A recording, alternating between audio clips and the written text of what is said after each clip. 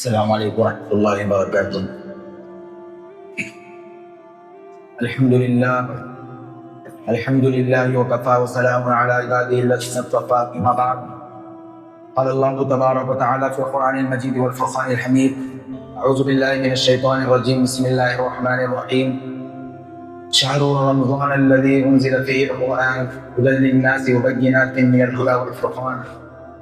وقال النبي صلى الله عليه وسلم: من سلم له رمضان سلمت له السنة، أو كما قال عليه الصلاة والسلام. اللهم صل على سيدنا محمد وعلى آل سيدنا محمد وبارك وسلم. معزز اور محترم بزرگان دین، نوجوان بھائیوں اور دوستوں، اللہ رب العزت نے اپنے فضل و کرم سے ہمیں رمضان مبارک کا مقدس مہینہ میں نصیب فرمایا ہے، اور اس وقت ہم اس مبارک مہینے کی گھڑیاں ہمیں نصیب ہیں۔ رمضان المبارک کا مہینہ یہ اللہ رب العزت کی رحمتوں کا مہینہ ہے، مغفرتوں کا مہینہ ہے، برکتوں کا مہینہ ہے، اور عذاب جہنم سے رہائی حاصل کرنے کا مہینہ ہے۔ اور اللہ رب العزت نے قرآن مجید میں ارشاد فرمایا: شہر رمضان الذی انزل فیہ القرآن، رمضان کا مہینہ یہ وہ مبارک مہینہ ہے جس کو اللہ تبارک و تعالیٰ نے قرآن کریم کے نازل فرمانے کے لیے چنا ہے اور اس کا انتخاب فرمایا۔ اور یہ وہ مہینہ ہے جس میں اللہ رب العزت کی رحمتیں بارش کی طرح اپنے بندوں پر برستی ہیں۔ یہ وہ مہینہ ہے جس کی راتوں میں اللہ رب العزت کی جانب سے ایک منادی، ایک اعلان کرنے والا یہ اعلان کرتا ہے، یہ آواز لگاتا ہے: اے کوئی مغفرت کا طلبگار، تو میں اس کی مغفرت کروں، اے کوئی رزق کا مانگنے والا کہ میں اس کو رزق عطا کروں۔ اور اگر آج کی زبان میں اگر میں کہوں تو اللہ رب العزت کی جانب سے گویا یہ اعلان ہوتا ہے: اے کوئی بے روزگار کہ میں اس کو روزی عطا کروں، اے کوئی ایسا جاب لیس جو مجھ سے جاب مانگے اور میں اس کو بہترین جاب عطا کروں۔ یہ اللہ رب العزت کی جانب سے رمضان کے راتوں میں اعلان ہوتا ہے۔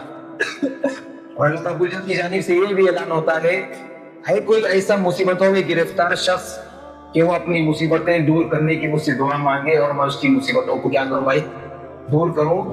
یہ رمضان مبارک کی راتوں میں اللہ رب العزت کی جانب سے اعلان ہوتا ہے۔ اس لیے ہمیں رمضان مبارک کی قدر پہچانتے ہوئے رمضان کے اس مبارک مہینے کو صحیح طریقے سے گزارنے کی ضرورت ہے، اور تاکہ رمضان کا یہ مہینہ ہمارے لیے ایک انقلاب کا ذریعہ بنے، ہمارے لیے ایک ٹرننگ پوائنٹ بنے۔ اور دیکھو حدیث پاک میں رسول اللہ صلی اللہ علیہ وسلم نے ہمیں گویا کہ خوشخبری دی ہے، ایک بشارت سنائی ہے۔ اور وہ بشارت کیا ہے؟ نبی پاک صلی اللہ علیہ وسلم نے ارشاد فرمایا: من سلم لہ رمضان سلمت لہ السنہ، یعنی جس کا رمضان سلامتی سے گزر گیا، گویا کہ اس کا پورا سال کیسے گزرے گا بھائی؟ سلامتی سے گزرے گا۔ گویا کہ نبی پاک صلی اللہ علیہ وسلم ہمیں یہ فرمانا چاہتے ہیں، یہ بتانا چاہتے ہیں کہ اگر تم لوگ یہ چاہتے ہو کہ تمہارا پورا سال سلامتی کے ساتھ، خیر و عافیت کے ساتھ گزرے، اگر تم لوگ یہ چاہتے ہو تو تمہیں کیا کرنا پڑے گا بھائی؟ بولو یعنی نبی پاک صلی اللہ علیہ وسلم ہمیں یہ فرمانا چاہتے ہیں کہ تم اگر یہ چاہتے ہو کہ تمہارا پورا سال اچھے سے گزرے تو تمہیں کیا کرنا ہے؟ رمضان کا مہینہ سلامتی سے گزارنا پڑے گا۔ اب سوال یہ پیدا ہوتا ہے کہ رمضان کو سلامتی سے گزارنے کا اور رمضان کا مہینہ سلامتی سے گزرنے کا مطلب کیا ہے؟ سمجھ میں آ گیا سوال؟ اس کا جواب یہ ہے کہ رمضان سلامتی سے گزارنے کا اور گزرنے کا مطلب یہ ہے کہ اللہ رب العزت نے رمضان مبارک میں جو عبادتیں مخصوص فرمائی ہیں، ہم ان عبادتوں کو ٹھیک اور صحیح طریقے سے انجام دیں۔ جیسے مثال کے طور پر اللہ رب العزت نے رمضان میں روزوں کو فرض کیا ہے، اور روزے رمضان میں فرض ہے، رمضان کے علاوہ روزے فرض بولو بھائی نہیں ہے۔ تو رمضان میں اللہ نے جو مخصوص عبادتیں مقرر فرمائی ہیں ان کو ہم صحیح طریقے سے ادا کریں۔ ہم اس بات کی کوشش کریں کہ ہمارا پورا مہینہ ایک بھی روزہ ہم سے نہ چھوٹے، اور رمضان کے روزوں کو اس کی آداب کی رعایت کرتے ہوئے رمضان کے روزوں کو رکھیں۔ اس بات کی ہم میں سے ہر انسان کوشش کرے، ٹھیک ہے بچوں؟ ابھی آج کل کیا ہو رہا ہے، کتنے ہمارے نوجوان ایسے ہیں 30 سال کے، 25 سال کے ہیں، जो छोटे छोटे बहानों की वजह से रोजा छोड़ते हैं। कितने नौजवानों में आपको दिखा होगा ऐसे, जब उनको बोला जाता है तो फिर वो बहाना क्या बनाते हैं, वो बहाना बनाते हैं अपने कारोबार में, दुकान का, और कहने लगते हैं कि यार मौलाना अगर हमने रोजा रख लिया तो फिर हमसे काम नहीं होगा, और जब काम नहीं होगा तो फिर हमारे कारोबार में नुकसान होगा, दुकान का नुकसान होगा। तो हमारे नौजवानों को कारोबार का नुकसान समझ में आता है रोजा रखने पर, दुकान का नुकसान समझ में आता है, लेकिन आज हमारे नौजवान नस्ल को रोजा छोड़ने पर आखिरत का नुकसान उन्हें नजर नहीं आता। और वहीं दूसरी जानिब छोटे छोटे मासूम बच्चे 8 साल के 10 साल के रोजा रख रहे हैं, और उनको वालिदैन नहीं उठाते तो फिर वो दिन में रोने लगते कि अम्मी हमको क्यों नहीं उठाया, अम्मी हमको क्यों नहीं। और दूसरी तरफ नौजवानों का ये हाल है कि मामूली बहाने की वजह से रोजा तोड़ रहे हैं। तो इस वजह से हमें चाहिए कि रमजान मुबारक का महीना सलामती से गुजारना है, तो सबसे पहली चीज हमें क्या करना होगा, रोजों का क्या करना है, इत्मीनान करना है।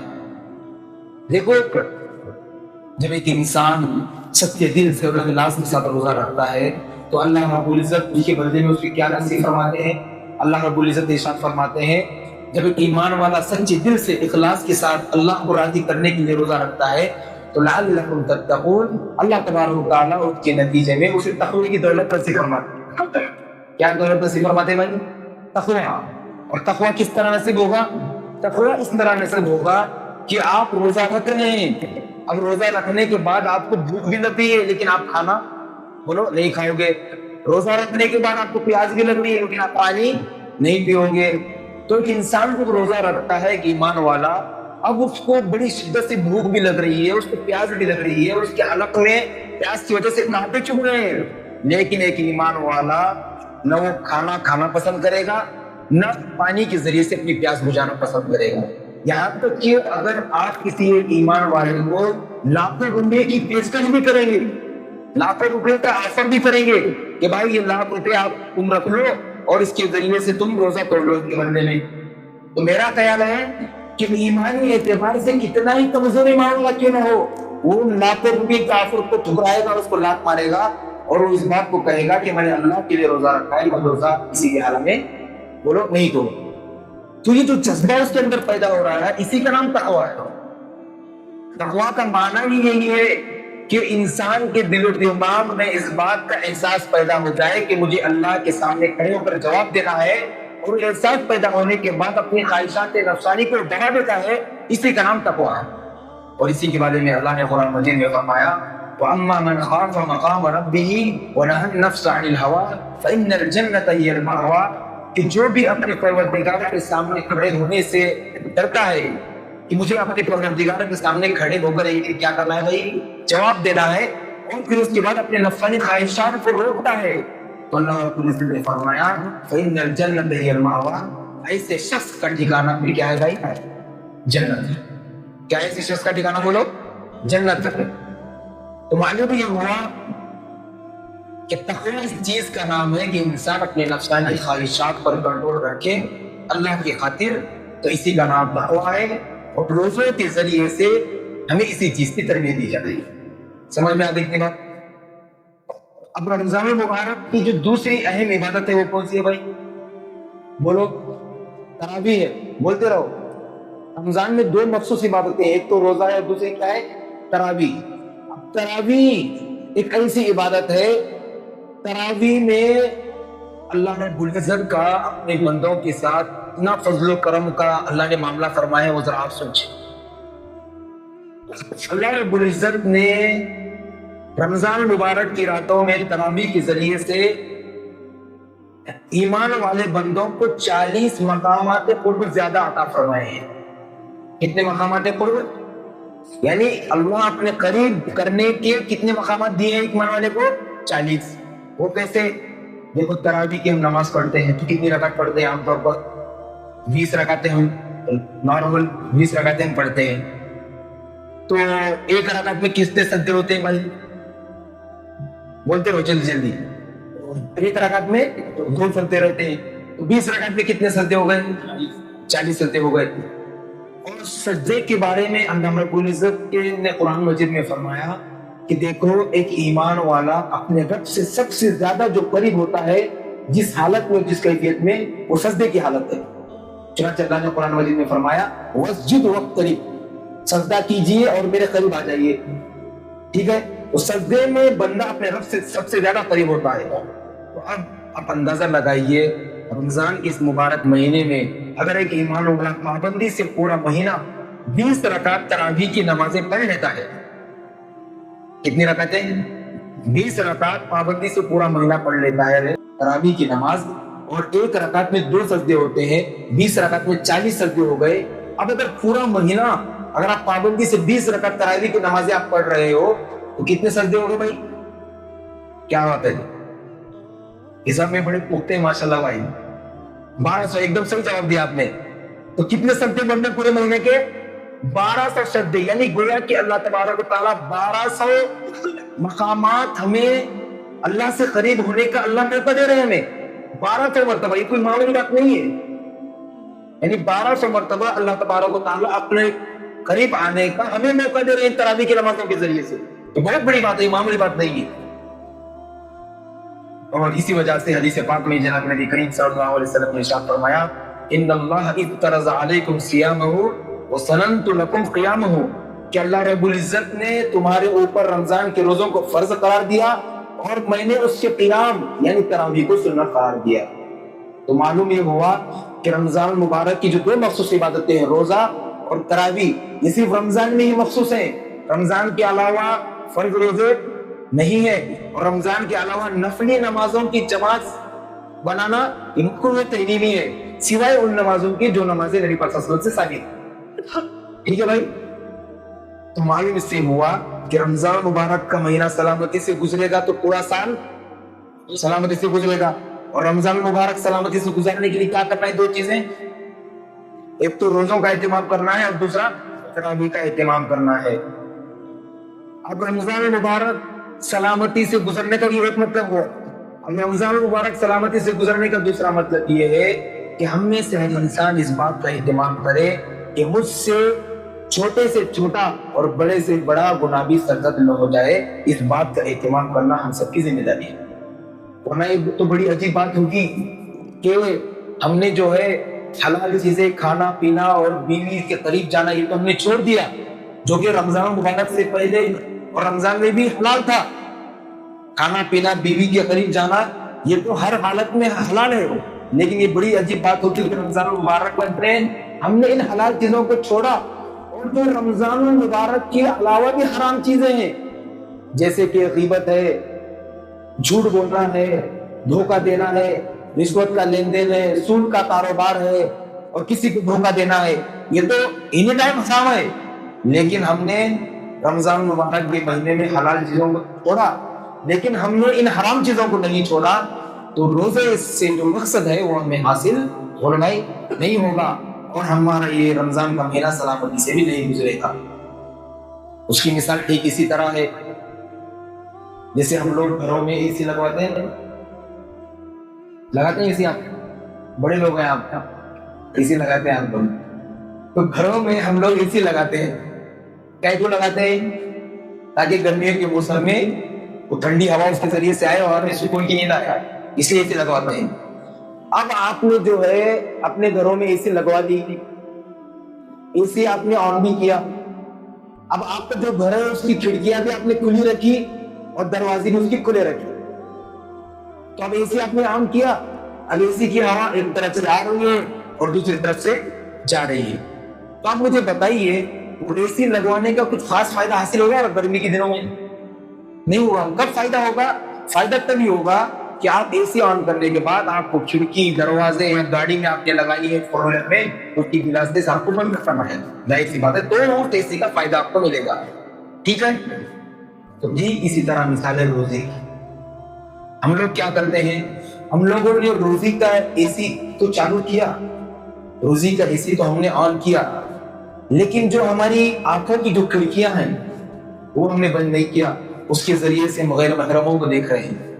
کان کے جو پردے ہیں وہ ہم نے بند نہیں کیا، اس سے غیبت ہم سن رہے ہیں. منہ کے جو ہمارے بڑے بڑے دروازے ہیں اس کو ہم نے بند نہیں کیا، اس سے غیبت ہو رہی ہے، اس کی گالی گلوچ ہو رہی ہے، تمام طرح کی برائیاں اس سے انجام ہم دے رہے ہیں، تو ہم نے روزہ رکھ کر اسی تو عام کیا، چالو کیا، لیکن ہم نے آنکھوں کی کھڑکیاں بند نہیں کی، کان کی کھڑکیاں بند نہیں کی، ہم نے منہ کے دروازے نہیں بند کیے، تو پھر ٹھیک اسی طرح جس طرح اے سی چالو کرنے کے بعد ہم نے کھڑکیاں اور دروازے بند نہیں کی تو اسی سے کوئی خاص فائدہ ہمیں حاصل نہیں ہوگا، تو ٹھیک اسی طرح ہم نے روزہ رکھا لیکن ہم آنکھوں سے گناہ کر رہے ہیں، زبان سے گناہ کر رہے ہیں، کانوں سے ہم غلط چیزیں سن رہے ہیں، تو روزہ رکھ کر ہمیں اس کا کوئی خاص فائدہ حاصل نہیں ہوگا اور ہمیں اس روزے کے ذریعے سے تقویٰ حاصل بولو بھائی نہیں ہوگا۔ اور روزہ رکھوانے کا مقصد ہی اللہ نے فرمایا لعلکم تتقون، تاکہ تمہارے اندر تقویٰ پیدا ہو جائے، تقویٰ تمہیں حاصل ہو جائے۔ اب اگر ہم نے حلال چیزوں کو تو اپنایا لیکن حرام چیزوں کو ہم نے نہیں چھوڑا تو آپ مجھے بتائیے روزے کے ذریعے سے تقویٰ میں حاصل ہوگا کہ بھائی نہیں ہوگا؟ اور روزہ رمضان کا مہینہ بھی ہمارا سلامتی سے نہیں گزر پائے گا اگر ہم نے حرام چیزوں کو نہیں چھوڑا تھا۔ تو معلوم یہ ہوا کہ رمضان کا مبارک مہینہ سلامتی سے اگر گزارنا ہے تو جہاں ہم لوگ حلال چیزوں کو چھوڑتے ہیں تو وہاں ہمیں حرام چیزوں کو بھی کیا کرنا پڑے گا بھائی؟ چھوڑنا پڑے گا۔ سمجھ میں آ گئی کوئی بات؟ اب دوسری بات یہ ہے کہ رمضان کا یہ مہینہ گویا کہ مغفرت کا مہینہ ہے، اس کا دوسرا نام کیا ہے سمجھ لو؟ یہ مغفرت کا مہینہ ہے، اللہ سے اپنی مغفرت کروانے کا مہینہ ہے۔ اب اگر اس مغفرت والے مہینے میں بھی اگر ہم نے اللہ سے تعلق قائم کر کے اپنی مغفرت نہیں کرائی تو ہم سے بڑا بد نصیب اور ہم سے بڑا ہلاکت اور برباد ہونے والا کوئی شخص اور نہیں ہو سکتا۔ چنانچہ ایک بات کہہ کر بات ختم کروں گا۔ ایک موقع پر جناب نبی کریم صلی اللہ علیہ وسلم خطبہ دینے کے لیے منبر پر تشریف لے جا رہے ہیں، تو آپ نے جیسے ہی پہلے سیڑھی پر قدم رکھا تو آپ صلی اللہ علیہ وسلم نے فرمایا آمین، دوسرے پر قدم رکھا تو پھر فرمایا آمین، تیسرے پر قدم رکھا تو پھر فرمایا آمین۔ تو صحابہ رضی اللہ عنہم مجمعین موجود تھے، وہ عرض کرنے لگے یا رسول اللہ صلی اللہ علیہ وسلم ہم نے تو کوئی دعا نہیں سنی لیکن ہم نے آپ کی زبان مبارک سے آمین سنی، تو کیا معاملہ ہے؟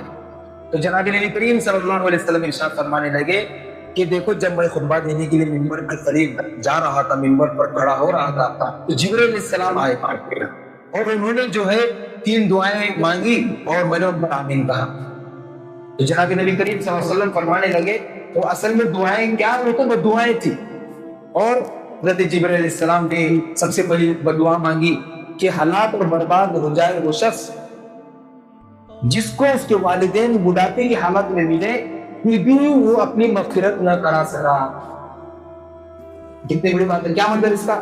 یعنی اس کا ظاہر کھلا مطلب یہ ہے کہ جب ہمارے ماں باپ بڑھاپے کو پہنچ جاتے ہیں تو بڑھاپے میں ہم ان کی خدمت کے ذریعے سے اپنے گناہوں کی معافی اللہ سے کرا سکتے ہیں، اپنی مغفرت کرا سکتے ہیں اللہ سے، لیکن اس کے باوجود ہم نے بڑھاپے کی حالت میں ماں باپ کا دھیان نہیں رکھا، ان کی خدمت نہیں کی اور اپنی مغفرت اللہ سے نہیں کرا سکے، تو پھر اس سے زیادہ بد نصیب اور بدبخت انسان کون ہو سکتا ہے؟ اس وجہ سے جبرائیل علیہ السلام نے بددعا مانگی اور نبی پاک صلی اللہ علیہ وسلم نے اس پر کیا کہا؟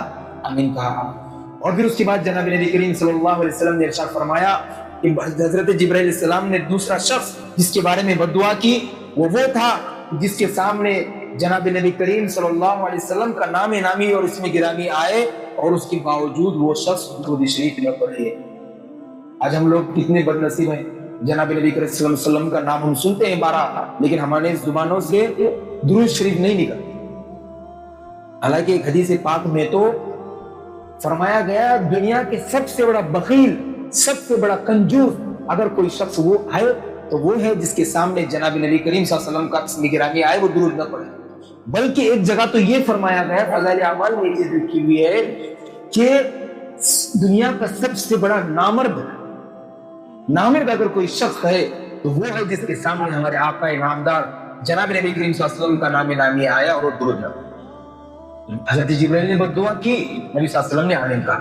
اور تیسرا شخص جس کے بارے میں حضرت جبرائیل علیہ السلام نے بددعا کی وہ شخص تھا جو رمضان مبارک کا مہینہ جس کو نصیب ہو اور پورا رمضان کا مہینہ گزر گیا پھر بھی رمضان میں عبادتوں کے ذریعے سے اعمال کے ذریعے سے اللہ کے سے اپنی مغفرت نہ کرا سکتا، تو حضرت جبرائیل نے بددعا کی اور نبی پاک صلی اللہ علیہ وسلم نے اس پر آمین کہا۔ یعنی رمضان کا مہینہ نصیب بھی ہوا اور رمضان کا مہینہ تو یہ مغفرت کا مہینہ ہے، اور اس میں اللہ رب العزت کی رحمتیں تو مغفرت کے لیے بہانا ڈھونڈتی ہیں، اور اس میں اللہ رب العزت نے رمضان کے مہینے میں تو شیاطین کو بھی قید کر رکھا ہے، لیکن اس کے باوجود کوئی انسان اپنے لیے مغفرت کے راستے اور مغفرت کا سامان نہیں بنا سکا رمضان کے مہینے میں، اور رمضان کا مہینہ ایسے ہی گزر گیا۔ حضرت جبرائیل نے بد دعا کی اور جناب نبی کریم صلی اللہ علیہ وسلم نے اس پر کیا کہا؟ بھائی آمین کہہ کر اس پر مہر لگا دی۔ اب مجھے بتائیے، بد دعا دینے والے فرشتوں کے سردار حضرت جبرائیل ہیں، اور اس پر آمین کہنے والے انبیاء کے سردار جناب نبی کریم صلی اللہ علیہ وسلم ہیں، تو پھر بد دعا دینے والا فرشتوں کا سردار، آمین کہنے والا انبیاء کا سردار، تو ایسی بد دعا، ایسے لوگوں کے بارے میں بد دعا کہنے، جب کہی گئی بد دعا اور اس پر آمین بھی کہی گئی، تو ایسے لوگوں کی ہلاکت اور بربادی میں کوئی شک ہو سکتا ہے کیا؟ بولو بھائی، نہیں ہو سکتا۔ تو اس وجہ سے ہمیں چاہیے ہم اس بات کی کوشش کریں کہ کہیں ایسا نہ ہو کہ ہم ان 3 قسم کے لوگوں میں ہم شامل ہو جائیں۔ اس بات کی ہم کوشش کریں کہ ہم ان 3 طرح کے لوگوں سے بچیں، اور اس بات کی ہم کوشش کریں گے بھائی اس پر عمل۔ اللہ تبارک و تعالیٰ سے دعا ہے کہ اللہ تبارک و تعالیٰ ہمیں رمضان کا یہ جو مبارک مہینہ نصیب فرمایا ہے، اس کی صحیح قدردانی کرنے کی توفیق عطا فرمائے، پابندی کے ساتھ روزے رکھنے کی اور تراویح پڑھنے کی توفیق عطا فرمائے، اور پھر جس طرح ہم نے اس رمضان میں اللہ کے حکم کی خاطر حلال چیزوں کو چھوڑا ہے، اسی طرح ہم حرام چیزوں کو بھی چھوڑنے والے بن جائیں۔ اللہ تعالیٰ سے دعا ہے کہ اللہ تعالیٰ ہمیں ان تمام کئی باتوں پر عمل کرنے کی توفیق عطا فرمائے، اور آمین واخر دعوانا الحمدللہ رب العالمین۔